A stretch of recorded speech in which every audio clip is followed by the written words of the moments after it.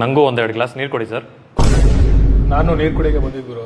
ಓ ಸಾರಿ bro, ವೆಯ್ಟ್ರ್ ಅನ್ಕೊಂಡೆ.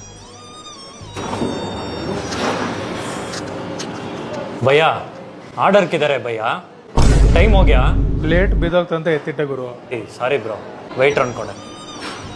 ಭಯ್ಯ ಬೇಗ bill ತೊಗೊಂಬನ್ನಿ, time ಆಯಿತು. ಗುರು ನನ್ನ ಟೇಬಲಲ್ಲಿ ನೀರು ಚೆಲ್ತಂತ ಒರೆಸ್ತಾ ಇದ್ದೆ ಗುರು.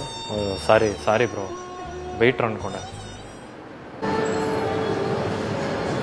Hello sir. ಕರೆಕ್ಟಾಗಿ ನಡೀತಾ ಇದೆಯಾ? ನಡೀತಾ ಇದೆ ಸರ್. ಕಸ್ಟಮರ್ ಅಲ್ಲ? ಓಕೆ ಸರ್, ಕಾಲ್ ಕೊಡಿ. ಕೆಫೆ ಓನರಾ ನೀವು? ಇಲ್ಲ ಸರ್, ಯಾಕೆ? ಎದ್ದೋ ಕೆಲಸ ಮಾಡು ಮತ್ತೆ. ಕೆಫೆ ಓನರ್ ಥರ ಕೂತಿದ್ಯಾ? ಹೌದು, ಕಸ್ಟಮರ್ ಗುರು ನಾನು, ಯಾಕೆ?